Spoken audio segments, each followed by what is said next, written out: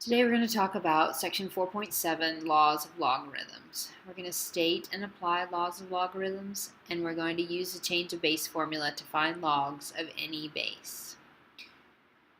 So, let's start out with some laws. We have some rules, some laws that we use with exponents, and since logs are the inverse of the exponents, then we're going to use those for logs as well. Now we're not going to prove these because the proofs are kind of complicated of how we go between the two, and we're just going to trust and use them for now. So for exponents, for exponentials, we had a product law where if we had two things with the same base, then we could add their exponents if they were multiplied together. And if we had two things with the same base that were divided, then we subtracted. And if we had a power raised to a power, then we multiplied. Now, for logs, you can use these exponential rules and some various different rules we have and prove that we have some log rules that go with them. Like I said, we're not going to prove these. We're just going to use them for now. So if we have a log of base b of two things multiplied together, then that's the sum of their logs separately. If we have the log of something divided, then that's the difference of their logs separately. And if we have the log of something raised to a power, we can pull that power down as a coefficient and multiply it times the log of just the base. Now, like I said, we're not going to prove these rules right now, but you do need to make sure you know all of these rules. This is big time important that you know all of these. So this should be on your summary page for the chapter, and you should make sure you've got them memorized. So then how do we use them? Well, let's do some examples. If we have the log of a times b to the fourth power, well, first we can use our product rule. We have the log of a plus the log of b to the fourth. Then we can use our power rule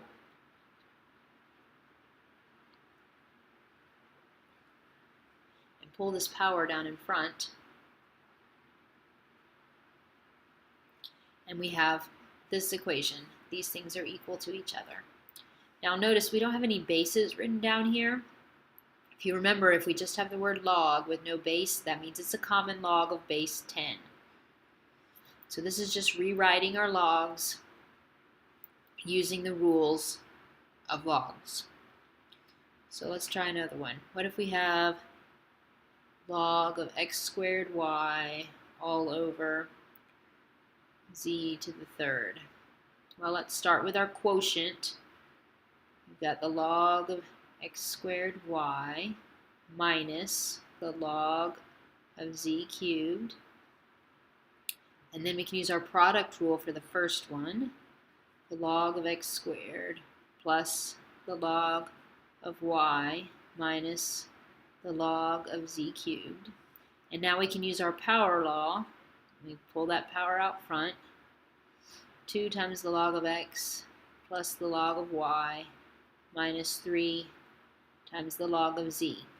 So we're just rewriting these complicated looking ones spread out where we're just taking the log of individual things.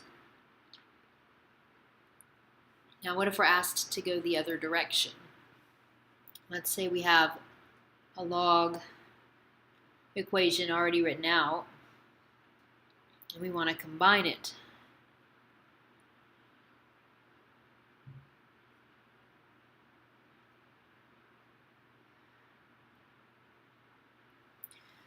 Well, let's start by taking these coefficients and putting them up as powers. So we have log a to the 1/2 power, and then the log of b to the 1/4 power, and then the log of c to the 1/2 power. Now, we see these two are added together, so that means that's the product rule. So we have a to the 1/2, b to the 1/4. Now we see we have a subtraction here, so that's a quotient rule. And we end up with this. Now, if you notice, they're almost all the same powers, but not quite. So we could rewrite them a little bit differently to help us out, because we remember that those fractions are roots. So if we change all these to the same denominator, a common denominator, we have a fourth root of everything, and we could rewrite it like this.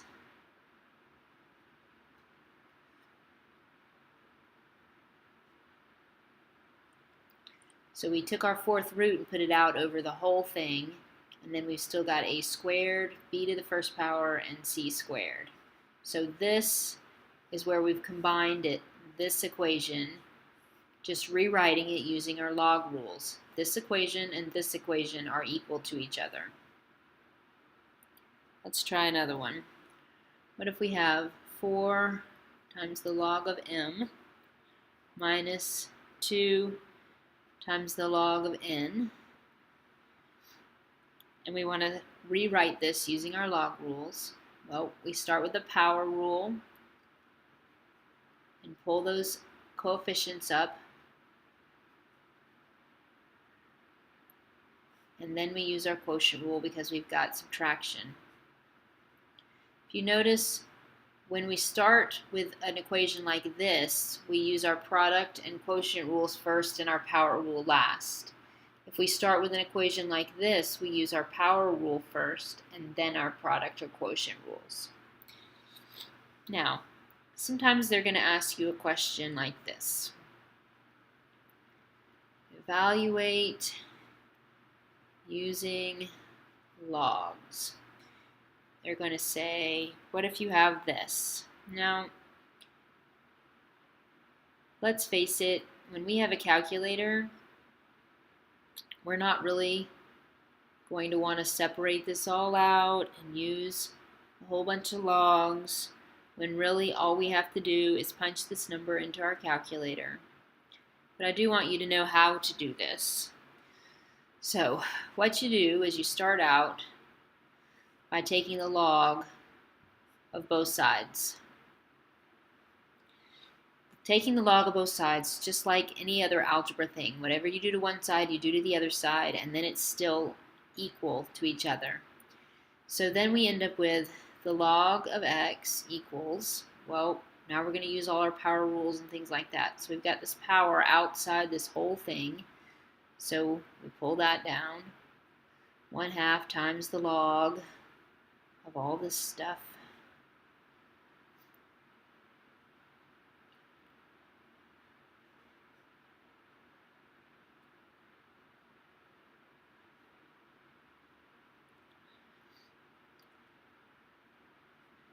And then we start using all our rules for the other things. So we're going to rewrite this. We'll have 1/2 times the log of 4.3 plus the log of 9.75 squared minus the log of 12.25 cubed.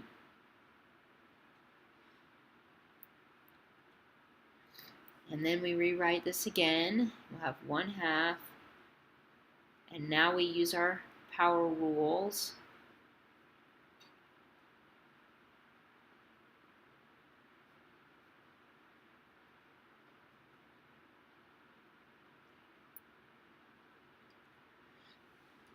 And then we can punch all these in our calculator, this whole thing, and